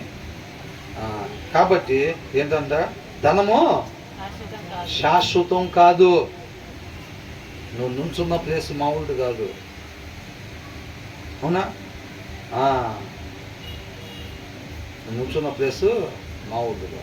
కాబట్టి మనం పునాదులు కలిగిన పట్టణం వైపు ఉండాలి. ఈ టైం పీరియడ్ మనకి ఇచ్చిన ఏదైతే టైం పీరియడ్ ఉందో మన సత్తా ఏందో చూపెట్టే వాళ్ళంగా ఉండాలి సబ్మిట్ చేసుకునే విషయంలో. అర్థమవుతుందండి? అది అవకాశం పోతే మరలా రాదు. ఇప్పుడు మనం మాట్లాడుకునే వాళ్ళందరినీ కలిసే మహాకృప దేవుడు మనకి ఇస్తాడు. ఎవరెవరైతే ఆది కాండం దగ్గర నుంచి, అబ్రహాం గారి దగ్గర నుంచి, మోషే గారి దగ్గర నుంచి, దావీదు దగ్గర నుంచి అందరినీ మనం కలుసుకోవచ్చు. మనం ఎట్లయితే మాట్లాడుకుంటున్నామో అట్లాగా మాట్లాడచ్చా లేదా? అందరితో మాట్లాడచ్చు. అర్థమవుతుందండి? మొన్న అనుకున్నాం కదా ఏమని, ఏంట్రా వస్తే అందరూ పెద్దోళ్ళు వస్తున్నారు, వృద్ధులు లేకపోతే పిల్లలు వస్తున్నారు, మనం ఇట్లాగానే అనుకున్నాం. పిల్లలు అంటే భవిష్యత్తు అని దేవుడు చెప్పాడు. నువ్వు రేపో మాపో 10-20 సంవత్సరాల్లో నువ్వు వెళ్ళిపోతావు. నువ్వు వెళ్ళిపోయిన తర్వాత భవిష్యత్తు ఇల్లే. భవిష్యత్తుకి చెప్పడానికి దేవుడు మహాకృపని చూపించాడు. ఇక్కడ కూర్చున్న వాళ్ళ చాలామంది ఇంకా రాలా, పెద్ద వయసు వాళ్ళు. అవునండి, నేను ఈ సృష్టిలోకి రాకముందే వాళ్ళు ఈ సృష్టిలో అనేక సంవత్సరాలు వాళ్ళు ఉన్నారు. అంటే కేవలం ఫ్యూచర్కే కాదండి, పాస్ట్కి కూడా. అంటే నేను పుట్టకు మునిపే ఈ సృష్టిలో సంచరించిన వాళ్ళకు కూడా చెప్పే మహాకృపనైనా ఇచ్చాడు. నేను ఏం పెద్ద వయసు వాళ్ళు వస్తున్నారు, వీళ్ళు ఇప్పుడు ఎక్కడికి పోయి ఎవరికి చెప్పాలని తెలియక. అవునా? ఆ పిల్లలు వీళ్ళకి ఏంటి అసలు, మనం ఇప్పుడే ఏం చేద్దాం, ఏమర్థమైంది మనం అట్లాగనమాట. కాబట్టి అందుకని ఏమంటున్నాడు, ధనం శాశ్వతం కాదు, కిరీటము తరతరములు ఉండునా. కాబట్టి అలాంటి ప్లాన్లు ఏమి పెట్టుకోవద్దు. ఎండిన గడ్డి. అవును ప్రభా, నిజంగానే సరే నాకు మంది ఇచ్చావు, కాపర్గా పెట్టావు నన్ను, ఇక్కడ గడ్డి ఓం వేసుకున్నారు. ఇప్పుడు గేదలో లేకపోతే ఈ పెట్టుకునే వాళ్ళు తినడానికి అక్కడికి ఆహారం లేకుండా ఉంటుందా? ఉండిదిగా, గడ్డి ఓం వేసి పెట్టుకుంటారు కదా. నన్ను ఇక్కడ పెట్టావు ప్రభా, మరి అట్లా బాగా దేని స్థితి ఏంటనేది జాగ్రత్తగా మనసు పెట్టి శ్రద్ధగా ఉండి చూసుకో. ఎవరెవరికి ఏం పెట్టాలో అది పెడుతుందంటే, మరి ఇప్పుడు ఆ గడ్డి అయిపోయింది అనుకో ప్రభా, మరి నా పరిస్థితి ఏంది, తర్వాత నేను ఎక్కడ తేవాలి, ఏం చేయాలి, నువ్వేమి కంగారు పడబాక. నీకేమి గడ్డి సప్లై చేయకుండా నిన్నేం కాపర్గా నేను అక్కడ పెట్టేందు, నేను అక్కడ. అర్థమవుతుందండి? మనం ఈ కాపర్గా ఇక్కడ పోల్చుకోవాలి, ఇక్కడ ఆత్మీయ జీవితంతో కంపేర్ చేసుకోవాలి దాన్ని. మనం ఇప్పుడు ఆ కాపర్కి అయితే ఎలా ఉంటుంది, అదే ఈ గడ్డి వామేసాం, ఎంత ఎత్తుది బాగానే ఉంది, మరి పెడతా ఉంటే ఇది అయిపోయింది కదా, మరి తర్వాత పరిస్థితి ఏంటి అని చెప్పి కాపర్ నువ్వేం కంగారు పడొద్దు. ఏమైందంట, గడ్డి అంటే ఏంటంట, గడ్డి వామి వేయబడును, దాన్ని కట్ చేశారు, వామేశారు, తర్వాత దాన్ని తీసేసినప్పుడు మళ్ళా గడ్డి ఏమొచ్చింది, మళ్ళీ తర్వాత పచ్చిక కనబడుచున్నది, మళ్ళీ గడ్డి స్టార్ట్ అయింది, మళ్ళీ గ్యాదర్ చేయబడుతూ ఉంది. ఇది సైక్లింగ్ ప్రాసెస్ అన్నమాట. అర్థమవుతుందండి? నువ్వు నమ్మకంగా పనిచేయి. నీకు సప్లై చేసేవాడిని నేను కాపర్గా సెలెక్ట్ చేసుకుని నీకేమి గడ్డివాము లేకుండా నేనేమి ఉన్నది అయిపోయింది అని చెప్పి నువ్వేం కంగారు పడద్దు. అర్థమవుతుందండి? అక్కడికి వచ్చే ప్రతి విశ్వాసని జాగ్రత్తగా చూడు. ప్రభు ఇక్కడ నిలబెట్టావు, నేనేం చెప్పాలి వీళ్ళకి, ఏం వదిలిపెట్టాను అక్కడ నిలబెట్టి నీకు, నువ్వు వాళ్ళకి ఏమేమి ఆహారం పెట్టాలో అది నేను నీకు అందిస్తాను. అది సిద్ధపాటు అయింది, మరి అది అయిపోయింది కదా, మరి వచ్చేవారం ఎట్లా ప్రభువా అని అంటే ఏమవుతుందంట, పచ్చిక మళ్ళా వచ్చిద్ది, మరలా నేను నీకు ఆహారాన్ని ఇస్తా, నువ్వు మరలా తీసుకుని వాళ్ళకి పెట్టు. అదంతా కూడా మళ్ళీ గ్యాదర్ చేయబడింది. ఇదంతా సైక్లింగ్ ప్రాసెస్. నేను ఊరికనే సెలెక్ట్ చేసి అక్కడేనే నీ దారి మళ్ళీపోతేనే తప్ప నువ్వు కరెక్ట్గా ఉన్నంతసేపు నీకు ఏ ప్రాబ్లము ఉండదు. బాధ్యత మొత్తం నాది అన్న. ఇప్పుడు సాఫ్ట్వేర్ ఉద్యోగం ఇచ్చారండి, అక్కడ నెట్ కనెక్షన్ చూసుకోవాల్సిన పని ఎవరిది, అక్కడ కరెంటు పని చూసుకోవాల్సిన పని ఎవరిది, అవునా, కంప్యూటర్ పని చూసుకోవాల్సిన పని ఎవరిది. ఆ ఉద్యోగం ఎవరు ఇచ్చారో వాళ్ళది, అవన్నీ వాళ్ళు చూసుకుంటారు, అవన్నీ ఆయన చూసుకుంటాడు అన్న. ఎవరికి ఆపేస్తారు అయ్యి, ఈ ఉద్యోగంలో తేడా ఇక్కడ పని చేస్తారు, లీడ్స్ వేరే దగ్గర పాస్ చేస్తున్నారు అనుకోండి, అప్పుడు వీడు వదిలే మన కంపెనీలో అనుకున్నప్పుడు ఆపేస్తారు, ఇవన్నీ అడిగి సప్లై ఆపేస్తారు. అవునా, మనం కూడా గురి మారిపోయింది అనుకోండి, గురి మారిపోయినప్పుడు ఆయన తోడుగా ఉన్నాడు, ఆయన తోడుగా ఉన్నాడు కాబట్టి వీళ్ళు ఏం చేస్తారు, ఇలా గట్టి నుంచి ఆగిపోయింది ఇంకా సోర్సు, వీళ్ళు ఏం చేస్తారంటే సొంతగా సోర్స్ వాటర్ ట్యాంక్ ఒకటి పెట్టుకుంటారు. అంటే వీళ్ళ గురికి సంబంధించింది, అంటే పెద్ద చర్చి కట్టాలనో, పెద్ద పేరు సంపాదించాలనో, లేకపోతే ఇంకోటి వాళ్ళ అబ్బాయికి భవిష్యత్తు ఇవ్వాలని ఇస్తాను, ఏయో ఉంటాయి కదా, వాటికి సంబంధించి అంశాలు ఏమేమి సెలెక్ట్ చేసుకోవాలో ఈయన సొంతగా ఓ బావి దోవుకుంటాడు. ఇంకా ఈయన కావాల్సిన అంశాలు తీసుకొని ముందుకి పోతూ ఉంటాడు అనమాట. కాబట్టి మనం కూడా ఏంటంటే ఎప్పటికప్పుడు ప్రతిరోజు ఒకసారి బైబిల్ మొత్తం చదివేస్తే సరిపోద్ది యెహోషువ అన్నాడా, ఏమన్నాడు, నువ్వు బ్రతికినంత కాలం దాన్ని చదువుతూ ఉండాలి. అప్పుడు ఆ ప్రకారంగా ఉండాలని నీకు ఆశ కలిగిద్ది, నువ్వు నన్ను అప్పుడు ఆశ్రయిస్తూ ఉంటావు, దాని ప్రకారంగా నేను నిన్ను తృప్తిపరుస్తూ ఉంటాను. నువ్వు నా జనాన్ని నువ్వు ఆ రీతిగా నీతిగా న్యాయంగా నడిపిస్తూ ఉంటావు. కాబట్టి నువ్వు ప్రతిదినం దాన్ని చదవాలి. ఇది ఒక సైక్లింగ్ ప్రాసెస్. ప్రతిరోజు కూడా ఒకసారి చదవటం అయిపోయింది అనుకోండి, ఏం చేయాలి? మరలా చదవటం మొదలు పెట్టాలి. అయిపోతే మరలా చదవటం మొదలు పెట్టాలి. మనం కూడా వ్యక్తిగత జీవితంలో మనం కూడా అంత ఆహారాన్ని, ఆత్మీయ ఆహారాన్ని తీసుకుంటూ ఉండాలన్నమాట. అర్థమవుతుందండి? అందుకనే అంటున్నాడు, కాబట్టి నువ్వేం ఇబ్బంది పడద్దు, నేను కాపలుగా పెట్టి నేనేం వదిలేసాను, మందని మేపటానికి నీకు కావాల్సిన ఆహారం నేను ఇస్తాను. ఇక్కడ కూడా నువ్వేం చూసుకోవాల్సిన పని లేదు. నువ్వు అక్కడ ప్రభు మన నా పరిస్థితి ఏంటి, మా పిల్లల పరిస్థితి ఏంటి, నువ్వేమో డబ్బుల మీద దాచి పెట్టద్దు అంటున్నావు, ధనం శాశ్వతం కాదంటున్నావు అని అనుకుంటే వాళ్ళు చూసుకుంటారా లేదా కావాల్సింది? కాబట్టి అవును, దేవుడే చూసుకుంటాడు అన్నమాట. చేయాల్సిన పని నమ్మకంగా చెయ్యాలి. ఇది కాకుండా వేరే ధ్యాస కలిగి పరిచర్యలోకి వచ్చామంటే మనం దారి తప్పిపోయినట్టే. వేరొకరి గురించి, ముక్కు ముఖం తెలియని వాళ్ళ గురించి నేను మోకరించి వాళ్ళ గురించి విజ్ఞాపన చేయాలనే భారం ఉంటేనే, అవునా కదా? అలాంటి భారం ఉంటే ఆయన కృప అయితే, ఆయన చిత్తం అయితే నడిపిస్తాడు. ఆయన ఎక్కడ నడిపిస్తే అక్కడ. పాటలు పాడమని చెబితే పాటలు పాడాలి, ప్రార్థన చేయమంటే ప్రార్థన చేయాలి. ఏమో చెప్పలేము. 6 నెలల పాటలు పాడిన తర్వాత ఒకవేళ దేవుడు పరిచర్యలోకి నడిపించాడు అనుకోండి, వాక్యం చెప్పడానికి ఆ పని చేయాలి. అవునా? లేదా అక్కడే మన జీవితం ముగిసిపోయేటట్టు నడిపించాడు అనుకోండి, అక్కడే అంతే. అంతకన్నా మనం వేరొక ఆలోచన చేసుకోకూడదు. అది ఎవరైనా కానీ, ఎవరు తక్కువ కాదండి. ఫలానాది ఎక్కువ ఫలానాది తక్కువ అనేది ఏమీ లేదు. యుద్ధం చేసేవాడికి, సామాన్య కాపలా ఉండేవాడికి కూడా అదే. అవునా? 3 గంటలకు వచ్చిన ఆయనకి, పొద్దున్న 9ంటికి పనికి తీసుకెళ్ళిన ఆయనకి అదే డబ్బు జీతం ఇచ్చేది ఆయన. అవునా కదండి? చెప్పిన పని చేయటం వరకే మన పని. దాంట్లో నుంచి ఎక్కడ తొలగిపోకుండా అంత తేలికపాటికి ఏముండదండి. అనేక ఆకర్షణలు జరుగుతూ ఉంటాయి. కాబట్టి మన గురి మారిపోకుండా ఉండాలంటే మన వ్యక్తిగతంగా దేవునితో బలమైన సహవాసము ఉండాలి. అది విశ్వాసిగా ఉన్నా, కాపరిగా ఉన్నా, ఏ స్థితిలో ఉన్నా సరే వ్యక్తిగతంగా దేవునితో సహవాసం లేకపోతే మాత్రం వాళ్ళు ఎవరైనప్పటికీ, దావీదైనా మోషే అయినా ఎవరైనా పడిపోయే వారంగా ఉంటాం. అది మనమైనా ఎవరైనా సరే పడిపోయే వారంగా ఉంటారు. అందుకే తర్వాత ఏమంటున్నారు? ఈ వస్త్రముల కొరకు గొర్రె పిల్లలున్నవి, ఒక చేను క్రయధనమునకు పొటేలు సరిపోవును. నీ ఆహారమునకు, నీ ఇంటి వారి ఆహారమునకు, నీ పనికత్తెల జీవమునకు మేకపాలు సమృద్ధి అగును. మేకపాలు సమృద్ధి అగును అంటే ఇప్పుడు ఈ కాపర్ గురించి చెప్తున్నారు కదండి. నువ్వు వాళ్ళని ఏమి కమర్షియల్గా ఆలోచించి చేసుకోబాక. వాటి నుంచి మీకు పాలు వస్తాయి. వాటి నుంచి నీకు ఏదన్నా స్థలం కొనుక్కొని వాటికి మేతకి గడ్డేసుకోవాలన్నా వాటన్నిటికీ కూడా అవి సరిపోతాయి. వీటన్నిటికీ కూడా మీ పోషణకు దాని నుంచే వచ్చింది. అంటే ఒక మామూలు కాపరికి బయట ఉండి మేకలు కాసే, గొర్రెలు కాసే అతనికి, గేదెలు కాసే కాపరు ఎవరైతే ఉంటారో ఆ కాపరికి సమృద్ధి అంటే కంఫర్ట్ లైఫ్ అన్నమాట. ఇవన్నీ వస్తే, అవునా? స్పిరిచువల్ వేలో దీన్ని మనం తీసుకోవాలి. అదే కదా మనకి మెయిన్ ఇక్కడ ఏంటంటే ఆత్మీయంగా మనల్ని బలపరిచే దాని గురించి దేవుడు ఇది రాపిచ్చాడు. అంతేలే కానీ మనం రేపటి నుంచి ఒక కర్ర తీసుకొని భుజం పెట్టుకొని 4 గొర్రెలు కొనుక్కొని వెళ్ళమని కాదు. అప్పట్లో వాళ్ళు చేశారు కాబట్టి తేలిక అర్థం అవటం కోసం వాళ్ళకి చెప్పారు. కాబట్టి నువ్వు ఇలాగ నమ్మకంగా పనిచేసేటప్పుడు నీకు ఒక కంఫర్ట్ లైఫ్ అన్నమాట. అర్థమవుతుందండి? ఇక్కడ స్పిరిచువల్ వేలో వచ్చేసరికి మన వ్యక్తిగత ఆత్మీయ జీవితాన్ని మనం జాగ్రత్తగా చూసుకుంటున్నా, లేదైతే కాపరిగా ఉండేటట్లయితే కనుక మన మందని జాగ్రత్తగా శ్రద్ధ పెట్టి చూసి వాళ్ళని అటెన్షన్లో వాళ్ళని నడిపించిన నీకేం దొరికిద్ది అంట? Comfort life. మన కంఫర్ట్ లైఫ్ ఎప్పుడు? నిత్య జీవంలో. అర్థమవుతుందండి?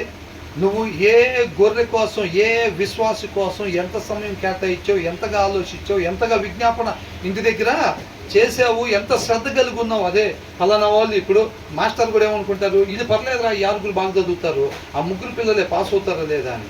నేను వాళ్ళ గురించి కొద్దిగా ఎక్కువగా అవసరమైతే ప్రిన్సిపల్ గారి దగ్గరికి వెళ్ళి మాట్లాడి, కొద్దిగా ఒక 3 కొద్దిగా వెనుకబడి ఉంటున్నారండి, రెగ్యులర్ క్లాసులకు ఉన్నా వాళ్ళు వెనుకబడి ఉంటున్నారు, ఆ 3కి నేను కొద్దిగా ఎక్స్ట్రా క్లాసులు పెట్టేటట్టుగా వాళ్ళ పేరెంట్స్తో కొద్దిగా మాట్లాడి నాకు ఒక 40 మినిట్స్ ఏర్పాటు చేయండి అని చెప్పి. ఎవరు? జీతం వైపు చూసుకునే అతను కాకుండా శ్రద్ధ కలిగి పనిచేసే వాళ్ళు ఉంటారు చూసారండి, వాళ్ళు. ఈ 6 ఎలాగైనా సరే మంచి మార్కులు తెచ్చుకుంటారు, ఇంటి దగ్గర చదువుకుంటారు. ఆ 3 ఇంటి దగ్గర చదవట్లేదు కాబట్టి మాట్లాడి ఆ 3 కూడా చక్కగా మంచి మార్కులతో బయటికి వెళ్ళాలి అని శ్రద్ధ కలిగి ఉండేవాళ్ళు అన్నమాట. అర్థమవుతుందండి. ఇప్పుడు ఇక్కడ కూడా ఫెలోషిప్లో కూడా అదే పలానా వాళ్ళు ఇట్లా ఉన్నారు, వాళ్ళు ఆత్మీయంగా బలపడాలి, ఆ కుటుంబం కొద్దిగా ఇట్లా ఉంది అని చెప్పి ఆ శ్రద్ధ కలిగి ఆ ఇంట్లో ఎలాగైతే పరిస్థితి అలా ఉంటే ఎంత జాగ్రత్త పడతామో అలాగా ఆ కుటుంబంతో ఆ విశ్వాసంతో మన సమయం గడిపేటప్పుడు, ఆలోచించేటప్పుడు, విజ్ఞాపన చేసేటప్పుడు, ఇలాంటివన్నీ చేసేటప్పుడు ఏ ఒక్క క్షణం కూడా విడిచిపెట్టబడదు. అర్థమవుతుందండి. నువ్వు ఎవరెవరికి ఏ ఆహారం పెట్టావు, వాళ్ళ గురించి ఎంత సమయం కేటాయించావు, ఎంతగా ఆలోచించావు, ఎంతగా విజ్ఞాపన చేసావు, వాటన్నిటి వలన నీకు రేపు అక్కడ క్షణాలు యాడ్ అవుతూ ఉంది, నిత్య జీవంలో నివాసము ఏర్పడిద్ది అని అంటున్నాడు. అర్థమవుతుందండి. కంఫర్ట్ లైఫ్ ఇక్కడ కాపరికి ఇక్కడ ఏమేంటంట, ఏమేమి వస్తాయంట, నీ వస్త్రముల కొరకు వాటి నుంచి వీళ్ళకి ఏమొస్తాయి, వస్త్రాలు వస్తాయి, చక్కగా ఆహారానికి పాలు వస్తాయి, వీళ్ళు గడ్డి మేపుకోవటానికి కొనుక్కోవటానికి స్థలం వచ్చింది. ఇవన్నీ కూడా నీకు అంత మాత్రమే కాదు, ఇదివరకు కుటుంబం అంటే ఎట్లుండేది, వాళ్ళ దాసీలు వీళ్ళందరూ కూడా ఉండేవాళ్ళు అనమాట. అవునా? యాకోబుకి ఎంతమంది భార్యలు, ఇద్దరు చేసుకున్నాడు కదా, అందరితో అయిపోయిందా? వాళ్ళు పనికత్తులతో కూడా ఉన్నారు, వాళ్ళు కూడా కుటుంబంలో భాగస్తులుగా ఉండేవాళ్ళు అప్పట్లో. అర్థమవుతుందండి. ఇప్పుడు వాళ్ళ పిల్లలు కూడా ఇప్పుడు యాకోబు పిల్లలు అంటారా లేదా? అంటారు. అప్పట్లో కుటుంబాలు అలా ఉండేవి అన్నమాట. ఇప్పుడు మనం ఏం చేస్తాం, హస్బెండ్ వైఫ్ పిల్లలు అంటాం, కానీ అప్పట్లో ఇంకా ఎక్స్టెన్షన్ ఉండేది ఫ్యామిలీ. ఆ ఎక్స్టెన్షన్ ఫ్యామిలీ గురించి చెప్తున్నారు అనమాట. అందుకనే ఏంటంట, నీ ఆహారమునకును, నీ ఇంటి వారి ఆహారమునకును, నీ పనికత్తెల జీవమునకును మేకపాలు సమృద్ధి అగును. మీకు కంఫర్ట్ గా ప్లెంటీగా మీకుంటే మీకు ఎక్కడా కొదువా ఉండదు. అర్థమవుతుందండి. నీ కంఫర్ట్ లైఫ్ ఉంటుంది కాపరి అని అంటున్నాడు. మనకు కూడా ఏంటంటే ఇక్కడ ఆ దినాల్లో వాళ్ళకి కనాన్ అనేది రెస్టింగ్ ప్లేస్ అయితే మనకేంటంట నిత్య జీవం, ఎవర్ లాస్టింగ్ లైఫ్ అన్నమాట. అర్థమవుతుందండి. దాంట్లో ఫిబ్రవరికి రాసిన పత్రికలో మనకి బైబిల్లోనే పోల్చబడి చెప్పారు ఆ దినాల్లో ఐగుప్తులో నుంచి బయటికి రావటం. అర్థమవుతుందండి. తర్వాత అంటే ఇక్కడ క్రొత్తగా జన్మించుతాం, తర్వాత దాన్ని కొనసాగించుకోవాలి. క్రొత్తగా ఐగుప్తులో నుంచి బయటకు వచ్చిన ప్రతి ఒక్కరు కనాన్లోకి వెళ్ళారా? భారతదేశం తీసుకుంటే అసలు నీకు సీటు కన్ఫామ్, తర్వాత నువ్వు చేసే తప్పులకి కొద్ది గొప్ప నీకు వచ్చే ఆశీర్వాదాలు ఆగిపోతే లేక నిత్య జీవం ఆగదనేది తప్పుడు బోధ. అర్థమవుతుందండి. కాబట్టి నువ్వు నీళ్ళలో మునిగి లేగిస్తే సీటు కన్ఫామ్, తర్వాత చేసే తప్పులకి బ్లెస్సింగ్స్ ఆగుతాయి అంతే, ప్రమోషన్లు ఆగుతాయి అంతేలే, కానీ నీకు నిత్య జీవం ఏం పోదనేది చెప్పేది తప్పుడు బోధ. కాబట్టి మనం రక్షణ పొందుకున్నాము అని అంటే కాదు, ఐగుప్తు నుంచి బయటకు వచ్చినట్టుగా వాళ్ళలో చాలా మంది అరణ్యంలో రాలిపోయారా లేదా? మరి రక్షణ పొందుకున్న తర్వాత రక్షణ నుంచి తొలగిపోయిన వాళ్ళు లేరా? చాలా మంది ఉన్నారు. కాబట్టి అంతం వరకు రక్షణ ఎవరైతే కాపాడుకుంటారో వారు మాత్రమే నిత్య జీవంలోనికి ప్రవేశిస్తారు. అర్థమవుతుందండి. కాబట్టి అలాగ కానీ మనం ఉన్నట్టయితే కనుక చక్కగా కంఫర్ట్ లైఫ్ రేపు నిత్య జీవంలో దేవుడు మనకి ఏర్పాటు చేస్తాడు. మన వ్యక్తిగత జీవితంలో కూడా మనం అలా చూసుకున్నట్లయితే కనుక ఒక కాపరి ప్రతి ఒక్క విశ్వాసం మీద శ్రద్ధ పెట్టి ఏ స్థితిలో ఉన్నారో వాళ్ళు చూసుకొని జాగ్రత్త తీసుకొని వాళ్ళకి ఏ ఆహారం కావాలి, ఏ విషయంలో వాళ్ళకి నేను ఆహారాన్ని నేను పెట్టాలి అనేది ఎలాగైతే చూసుకుంటున్నారో మన వ్యక్తిగత జీవితంలో కూడా అలాగ జాగ్రత్త కలిగి శ్రద్ధతో మనం ఏదేది సరి చేసుకోవాలి, ఇంకా వాక్యం అనే అర్థంలో మనం ఎక్కడెక్కడ సరి చేసుకోవాలని చెప్పి దేవుడు చూపిస్తూ ఉన్నాడో వాటిని మనం సరి చేసుకోవటానికి ఇష్టపడి ఆశపడి ఎలాగలా బతకటం కాదండి, బ్రతకాల్సిన రీతిగా మాత్రమే నేను బ్రతకాలి. ఆయన ఎందుకొరకు నన్ను సృష్టించాడో దాని కొరకు మాత్రమే నేను బ్రతకాలి. ఈ దారిలో అనేక డిస్కో లైట్లు ఉంటాయా? అది ముందుగానే ఆయన కృపను బట్టి మనకు తెలియపరుస్తూ ఉంటున్నాడు. దారి తప్పించడం కోసం అనేక అట్రాక్షన్స్ మన కళ్ళ ముందులో ఉంటాయి అన్నమాట. కాబట్టి నిత్యము ప్రతి క్షణం కూడా మన వాక్యమై ఉన్న దేవుడిని మన హృదయంలో కలిగి ఉంటేనే వెళ్ళాల్సిన దారిలో వెళ్ళటానికి మనం బలం సరిపోయిద్దిలే, కానీ లేకపోతే ఏం చేస్తాం? అవ్వకి ఎలా కనపడిందంట పండు? రమ్యంగా కనపడిందంట. అపవాది కూడా మన ముందు పెట్టే రమ్యంగా కనపడుతుంది, బలం సరిపోతుంది. బలం ఉంటే అవునా? కాబట్టి ఒక స్త్రీ దావీదు ముందు నుంచొని ఉంటే ఈయనకు రమ్యంగా అయిపోయాడు. అలాంటి స్త్రీ యేసేపు ముందు నుంచుంటే ఓడిపోయాడా? కాబట్టి బలం కలిగి ఉండాలన్నమాట. ఆ బలంలో ఉంటుంది గొప్పతనం, మనుషుల్లో ఏమీ కాదు. అర్థమవుతుందండి. ఒకవేళ ఇదే యేసేపుని తీసుకెళ్ళి ఆ కోట మీద పెట్టి అదే దావీదుని తీసుకొచ్చి పోతీఫర్ ఇంట్లో పెడితే దావీదు ఈ ఇంట్లో ఉన్నా పడిపోయేవాడే.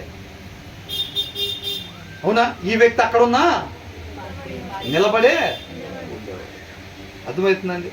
ప్లేసుల్లో కాదండి, ఇంకోటి కాదు, శక్తి ఆయనలో ఉంది. అర్థమవుతుందండి. కాబట్టి ఆయన్ని విడిచి క్షణం కూడా మనం ఉండకూడదు. ఆయన్ని విడిచి అంటే వాక్యాన్ని విడిచి, వాక్యం లేకుండా మన జీవితంలో క్షణం గడిపినా దానికి ఖచ్చితంగా మన మూల్యం చెల్లించుకోవాల్సిందే. కొన్ని క్షణాలు దావీదు హృదయంలో వాక్యం లేకుండా గడపటం వలన దాని మూల్యం చెల్లించుకోవాల్సి వచ్చిందా లేదా? వాళ్ళ అబ్బాయి ఎమ్మడబడినప్పుడు పారిపోయి ఇదంతా అనుభవించాల్సిన పరిస్థితి వచ్చింది. నువ్వు చేసిన పనికి నీ భార్యలు కూడా వేరొకరితో ఇది మొత్తం కూడా అనుభవించాల్సి వచ్చింది. ఎప్పుడు?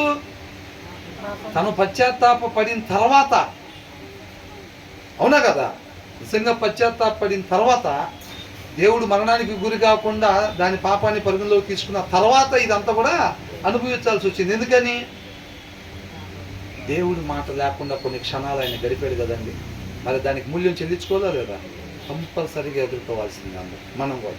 కాబట్టి రేపు చదువుదాంలే, ఎల్లుండి చదువుదాంలే వాక్యం అనేది ఎప్పుడు కూడా మనం అనుకోకుండా శ్రద్ధ కలిగి మనిషి నడవాల్సిన విధానమే దేవుడి మాట ద్వారానే నడవాలి. అర్థమవుతుందండి. పెట్రోల్ కారు పెట్రోల్ ద్వారా నడిచినట్టుగా, డీజిల్ కారు డీజిల్ ద్వారా నడిచినట్టుగా మనిషి ఎలా నడవాలి? దేవుని మాట ద్వారానే మనిషి నడవాలి, అంతే. అర్థమవుతుందండి. కాబట్టి ఎలాగలా బతుకుదాం అనేది కాకుండా నేను ఏ ఉద్దేశం కొరకు సృష్టింపబడ్డానో, ఏ కార్యాలు నా ద్వారా ఈ టైం పీరియడ్లో ఆయన జరిగించాలని ఆలోచన చేశాడో అవి జరిగించేటట్టుగా మనం పూర్తిగా సబ్మిట్ చేసుకొని మనం ఉపేక్షించుకొని మన జీవితం మీద అధికారం ఆయనకు అప్పగిస్తే ఏ కార్యాలు చేయాలో ఆ కార్యాలు చేస్తాడు. అంతేనా? దావీదు చేసిన ప్రతి ఒక్కరు కూడా సౌలు ద్వారా దేవుడు చేయాలని ఆశపడ్డాడా లేదా? సదాకాలం నువ్వు నా జనాల మీద రాజుగా ఉండాలని నేను ఎన్నుకున్నాను. సౌలు దగ్గర ఆ మాట చెప్పాడు. సౌలు నిలబెట్టుకున్నాడా? ఉపేక్షించుకోలేకపోయాడు. నేనుండాలి రాజుగా, వాడు కాదు. నా తర్వాత కూడా మా అబ్బాయి ఉండాలి, వాడు కాదు అని అనుకున్నాడు. నువ్వెవరు అనుకోవటానికి అసలు? అవునా? నువ్వెవరు అనుకోవటానికి అసలు? నేను మీ ఇంటికి వస్తే ఎంత ఇస్తారు కానీ నువ్వు వచ్చేది ఏంటి? నువ్వు అసలు ఎక్కడ ఉన్నావు? అక్కడ నువ్వు ఉండకూడదు కదా లెక్క ప్రకారంగా. అవునా కదండి? సీన్లో మనం ఉండొచ్చా? మనం అనేది అసలు ఎక్కడ ఉండకూడదు. నువ్వు పాట పాడినా ఉండకూడదు, ప్రార్థన చేసినా ఉండకూడదు, వాక్యం చెప్పినా ఉండకూడదు, సహాయం చేసినా ఉండకూడదు, ప్రేమ చూపించినా ఉండకూడదు. ఆ దినాలు వాళ్ళు ఏది చేసిన ఎందుకు మాకెళ్ళి ఆశ్చర్యంగా అట్లా చూస్తున్నారు మేము చేసినట్టుగా? మీరు ఎవరినైతే సిలువుకు అప్పగిచ్చారో ఆయనే ఇవన్నీ చేసిన ఆయన వైపే మొత్తం 100% మొత్తం అటువైపే వాళ్ళు తిప్పారు. భయపడ్డారు, వణికిపోయారు. దాంట్లో 1% అన్నా మాకు వచ్చిద్దేమో, మేము ఎలిజిబిలిటీ దానికి కాదని. వాళ్ళకి మనకి ఎంత తేడా ఉందో జాగ్రత్తగా మనం గమనించుకోవాలి. యేసుక్రీస్తు వారు కూడా ఏం చెప్పారు? తండ్రి నాకేం చెప్తున్నారో అదే నేను మీకు చెప్పాను, అంతే. అవునా? సమస్త మహిమను ఆయనకే చెల్లించాడు అన్నమాట. అంతే తప్ప ఈయన ఎక్కడ కూడా ఒక మానవుడిగా వచ్చినా సరే ఈయన ఎక్కడ కూడా కనపరుచుకోలేదు. మనం ఖచ్చితంగా ఆయనగా తెలుసుకుని మనం ఆయన నామాన్ని మహింపరిచే వారంగా ఉండాలి. దేవుడికి మహింప